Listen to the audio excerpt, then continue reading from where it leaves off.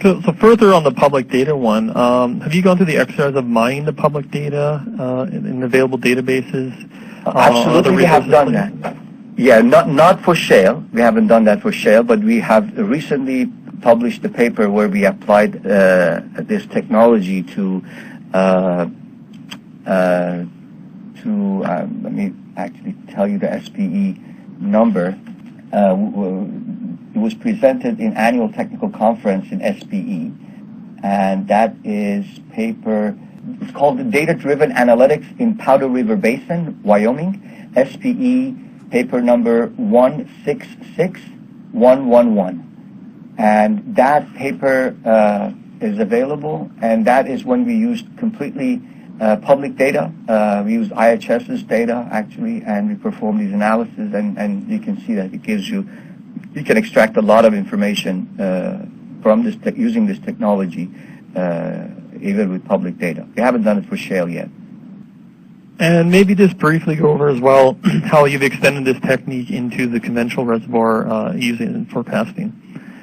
Actually, it's the other way around. We developed this for conventional reservoir. We extended it to unconventionals because we felt that it fits perfectly and it worked really well. We have been very successful in applying this technology to mature fields where you have data. We had applied it to fields in the Middle East. We have applied it to the fields in Mexico. We have applied it to fields in North Sea, and all of them were very, very successful. We were able to history match very complex reservoirs where numerical reservoir simulation and models had a lot of trouble history matching the data from the field. We had in one case data going back to 1975, very mature field, a lot of water and gas injection, and we were able to identify the contribution of injection well to specific production wells, and be able to without starting with geology, we were able to sort of conclude what type of geology the field should have in order to give us the response that we are seeing. So the answer is yes, we have done it for conventional reservoirs, mature fields, very successfully. All right, and once you've done this work on one reservoir, can you actually take this and extend it then to another reservoir? And then what parameters use to scale data between the two reservoirs? How would you actually achieve that? My answer to that question is no. I do not recommend that to be done. Although sometimes we do things that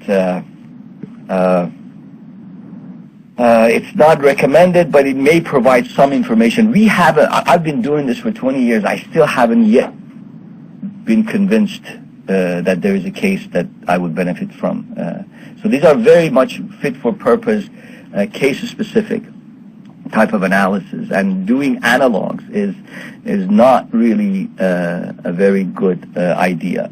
Of course, you can do it with at your own risk, but it's not something I recommend. Right. Maybe just briefly touch then on the software or the tools that are used in actually developing this work. Almost all of this work was done using two software packages that is offered by Intelligent Solutions Inc., and both of them are commercialized within the last few months. One is called Improve, and the other one is called Imagine.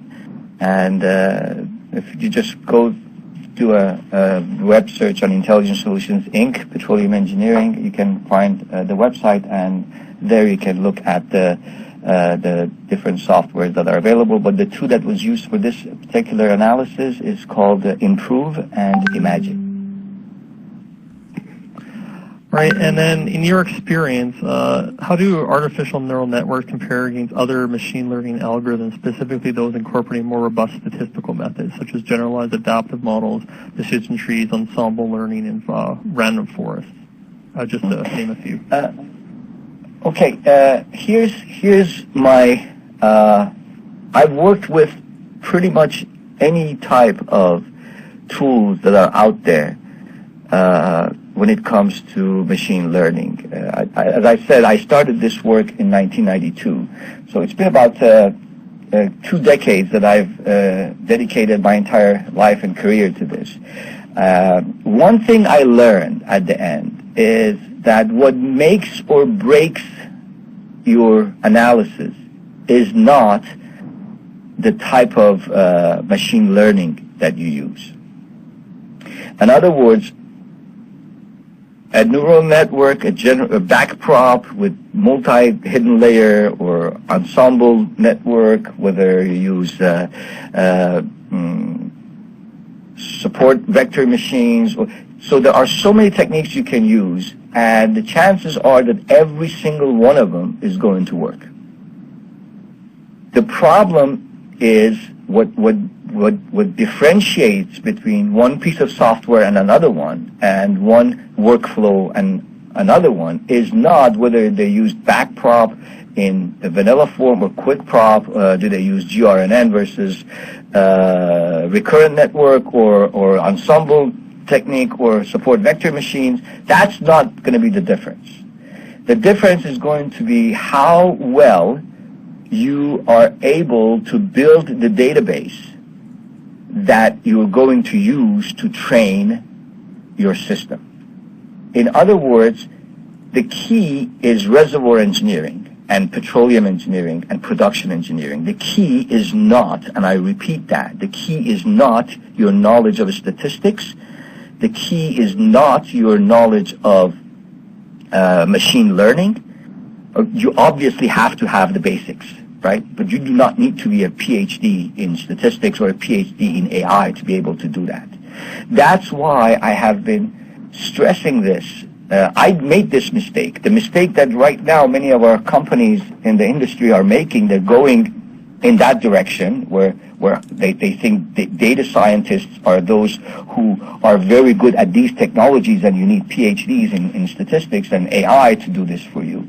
That's the mistake I made. When I started, the grad students that I would recruit in my work were all signal processing experts, and I had to teach them reservoir engineering. Well, after a few years, I learned that slows down productivity tremendously. And when I switched to recruiting good reservoir engineers and good production engineers, and then teach them the necessary amount of machine learning and statistics, your productivity increases multifold. So my recommendation is to concentrate on your core business, on your in your understanding of reservoir engineering and production engineering, because if you can get that right, you can solve problems.